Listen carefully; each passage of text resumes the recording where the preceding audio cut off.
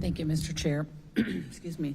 I just wanted really quickly, I know that there's been a lot of comments that both sides are not being listened to, and I think from the applause at the beginning, obviously you can tell both sides are represented in the audience, and the chair very thoughtfully pointed out that there were clipboards that you could make your comments on, and I know that he does that because he wants to know, we all want to know what the audience is thinking, what people who took the time to attend the hearing are thinking, and he doesn't have to. It's not a requirement, and so he does it because he makes sure that those clipboards are out there so that he can hear from everybody who has taken the time to come to see. So I think it's an opportunity for all of us, and so I think that the charges and the comments that we are not hearing from both sides aren't necessarily accurate, because we spent a year traveling across the country, at least a year, traveling across the country, hearing from groups.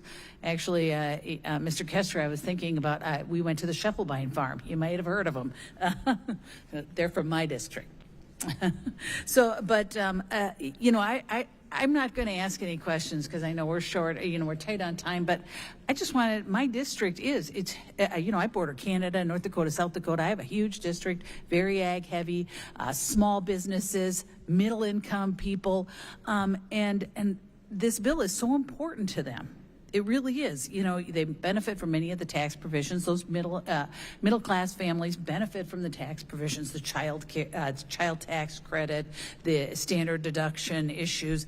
But the small businesses, and like Representative Tenney pointed out, a lot of the folks in my district work at small businesses, work at small manufacturers, family-owned manufacturers. So it is all of those fit together to make sure that our economy continues.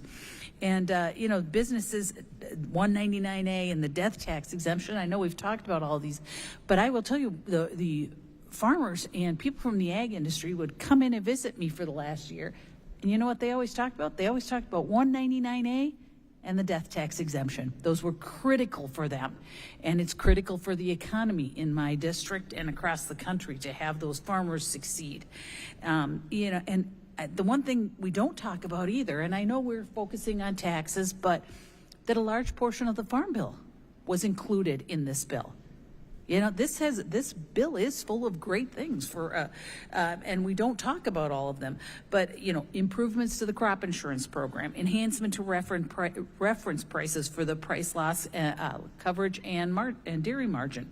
And so I just wanted to point out, because if I'm not the last one, I may be second to last, but there's so many good things in this bill that we aren't talking about, and I think that the tax incentives for both small businesses and for families, like those child tax credit, really are something that we need to promote and make sure that people understand how important those are to not only businesses but to our families in the middle class. And so I really think that I think we did a great job in finding out what was important to the economy, to people, to businesses, and putting it together, and to the farm for the farmers too. So, thank you, Mr. Chair, and I yield back.